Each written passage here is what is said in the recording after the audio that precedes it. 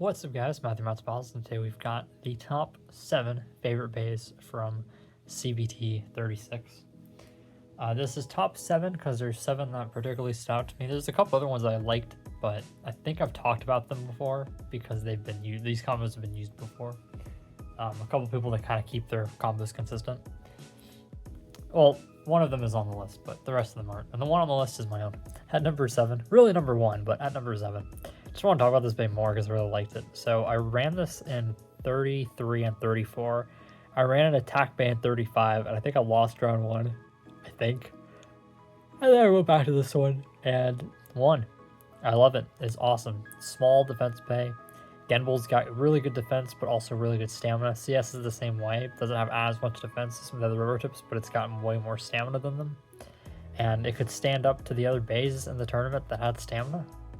Will also definitely have the ability to tank, I think, some of the attack bays if I face them. Didn't get to do that, but that's okay. That honestly is better. I'd rather face a stamina bay I cannot stamina than an attack bay. But I want to talk about that on my own. Number 6, first real bay.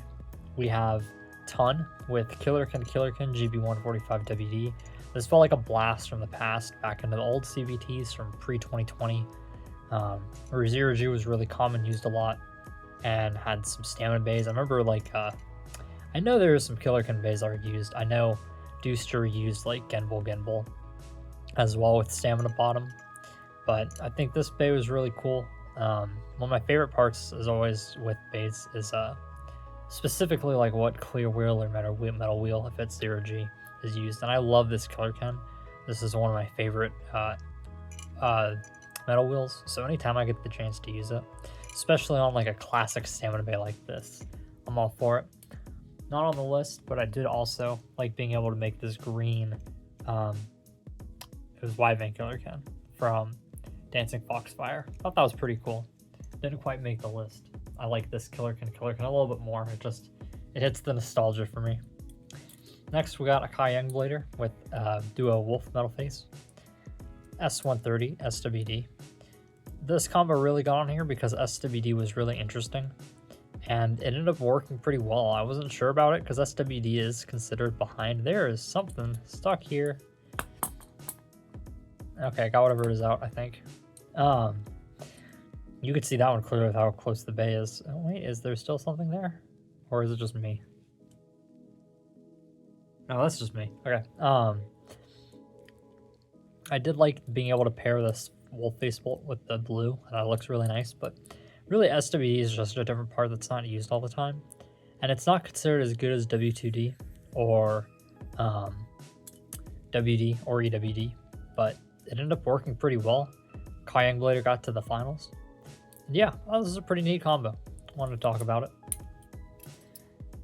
Number 4, barely getting over it, SMWL Betas combo that lost to me round 1, Death Orso, S130 CS. So twofold. If it weren't for the fact that it says, standard, so there's a lot of 0G, I could have put the gray Orso on here and had a full gray out bay, which would be pretty cool. But I got a chance to use Orso, and I don't get to use Orso super often because it's not the most popular, it's not the most common. So it's not a popular choice in clear wheels. So I was really excited to be able to use this. And some other bay, I like the bottom of it. S130 is just a cool part, it's a good aesthetic. Pairs well color-wise. Even the silver one that's on here, I think would have been also look pretty cool. But a pretty cool bay. I just kind of like it. I like all the pieces on it, and that's really what always makes these bays for me, is when there's a bay that has just a lot of parts that I like.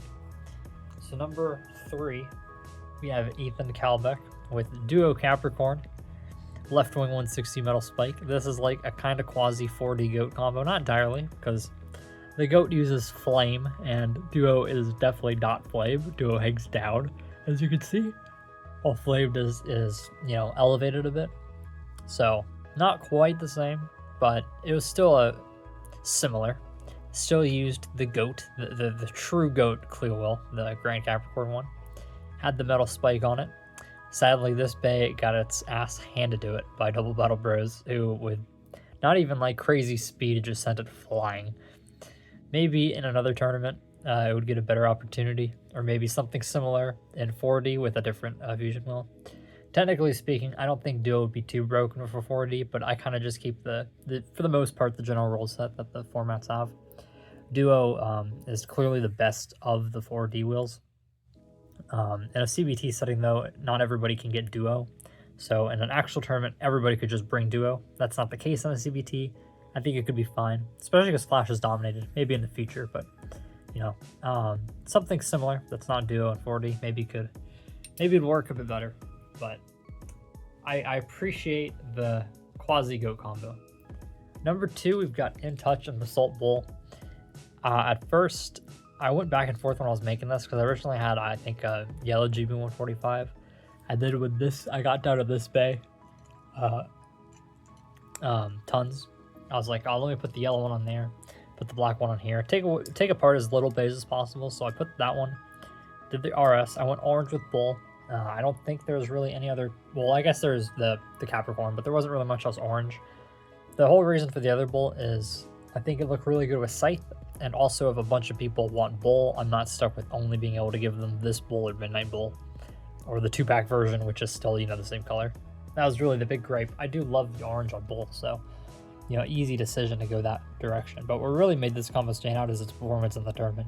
Came in and it just totally hammered Revisor Killikin, and it totally hammered Wolborg's Balro Gorium combo. Also love this, love being able to see Gorium in use, also cool. I'm pretty sure I talked about that on a previous one. If not, apologies to Wolborg for not including that combo, because I think it's really cool. But after watching it do that, I was like, wow, that's impressive. So the Soul Bull, this combo was a big standout of the tournament. Wanted to shout it out. And last but not least, number 1, if you guys have listened to me in the tournament, you know exactly what it is. It's Helio Z's combo. Balro Gargoyle 100 RF. It looks good from this side because I had the other Balros that were non-stickered on the bottom, so I had to grab a stickered one, so we got double stickered. I wish I had better gargoyle colors. I know there's one in the random booster, and then there's the actual gargoyle bay. This one, I like with everything, I stuck the alternate stickers on, as you've seen with the Gorium and the Killerkin, and I stuck them on the bays they're canonically supposed to be on. The gargoyle matches with Ifrit, so it goes on the green, but it makes for a weird combination, and it's not always my favorite color scheme. But I also think Gargoyle's still really cool, and it's not used super often because I think it's a bit outclassed.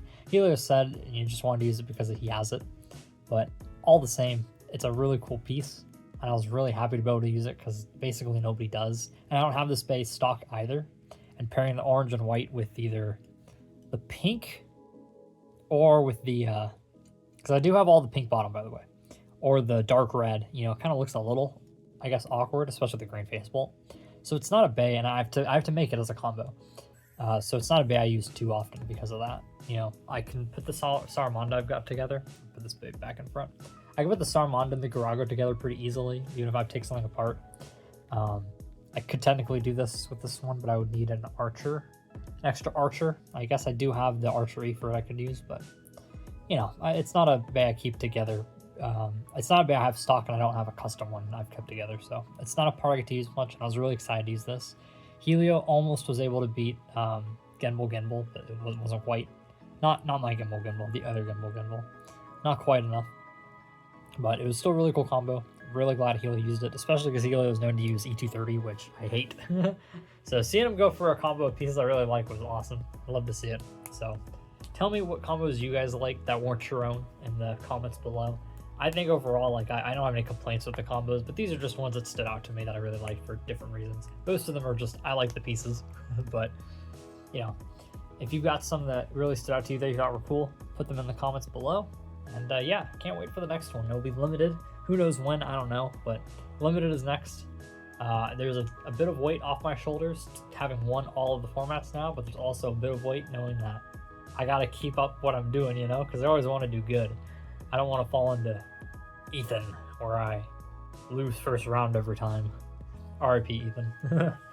But yeah, I feel there's a bit of pressure there, but I'm so happy to finally win standard. That's what I really wanted to do more than anything, because I really wanted to get a standard win, because it had been ages since I had it. I got it with a defense combo too, so that was really cool.